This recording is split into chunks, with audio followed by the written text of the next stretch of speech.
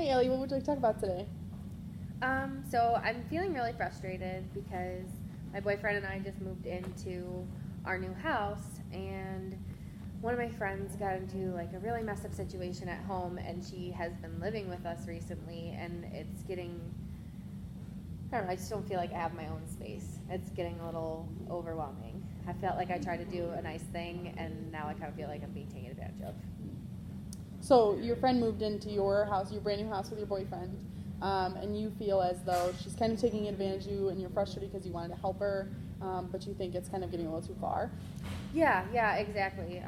So she lived with her grandma, and like I guess her family and her aunt's family don't get along. And like one day her aunt's family showed up and they're like, yeah, we're fumigating the house, like you have to be out for 30 days. Mm-hmm. So like I told her, like I told her she could stay with us, like I that was my decision, but she's the kind of person that doesn't want to take advantage of people. Like she doesn't like to ask for help, and she won't accept help. Mm-hmm. So it took like a lot for her to accept it. But ultimately, I guess while she was out of the house, her aunt broke in and stole all of her cash, like all of the things that she'd left behind.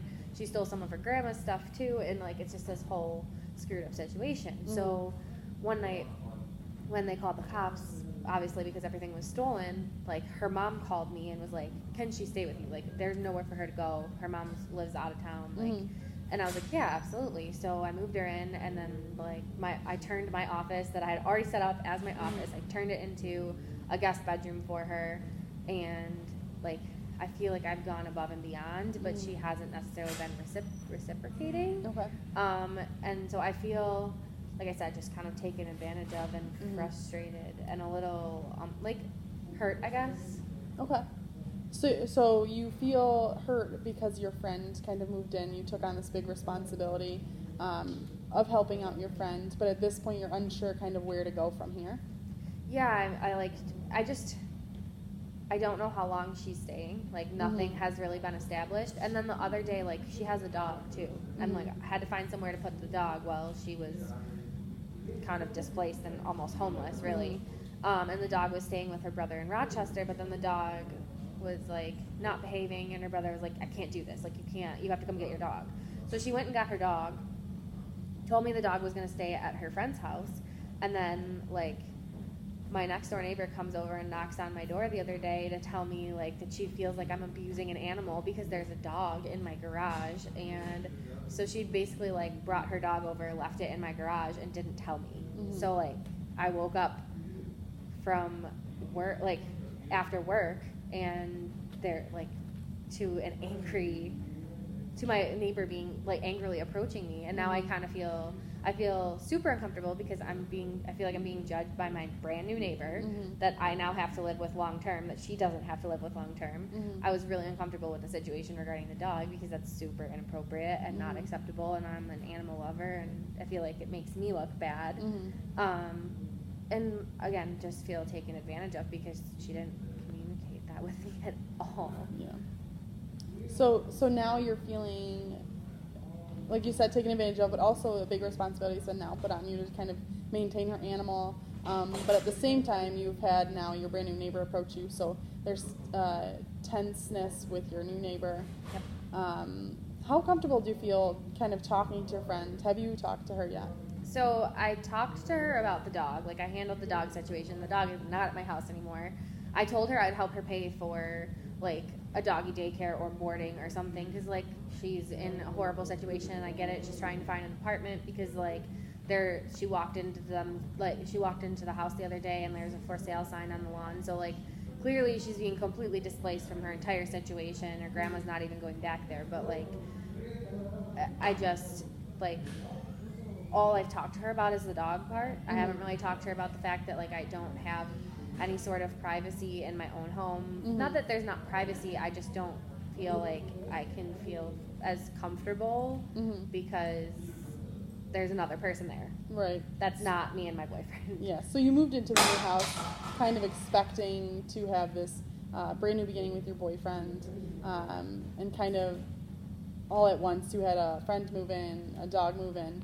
I did hear, though, that you were able to talk to her and communicate with her about the dog. Yep. So the situation does sound it is taken care of in the terms of the dog. Yeah, just in terms of the dog. Right. So how difficult was that conversation to have with her about the dog? It wasn't easy. I'm not good with confrontation. So you struggled with the confrontation Yeah. of kind of giving your concerns about the animal. Yeah. How do you foresee her responding if you gave concerns about her living with you? I don't foresee her having a problem. I foresee the problem being upon, like, from my own perspective, because I am, like, a giving person. I am a person who wants to help other people, and I really do care about her. And I know what a situation she's in, and I know, like, how much has just, like, basically fallen apart over the course of the past month. And I don't want to give her another reason to struggle.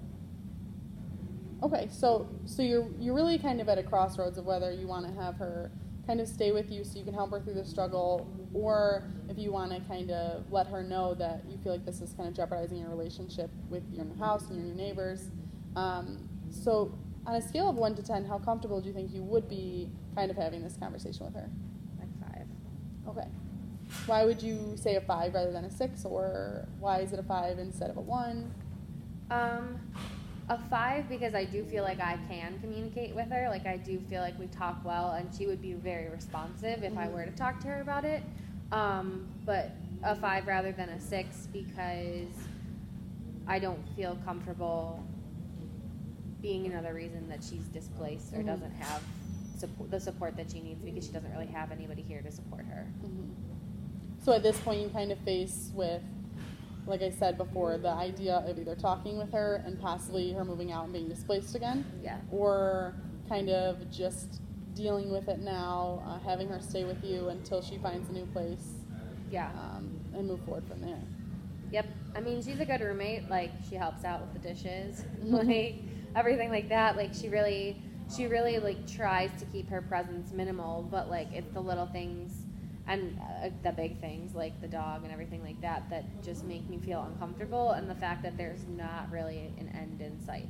Like, I feel like I would be more comfortable and more at ease, like less anxious, if I knew that there was like a set day or time that this was not going to be a thing anymore. So do you think there could be kind of an opportunity to maybe talk to her, not so much about moving out, but maybe setting a date, kind of set an end goal?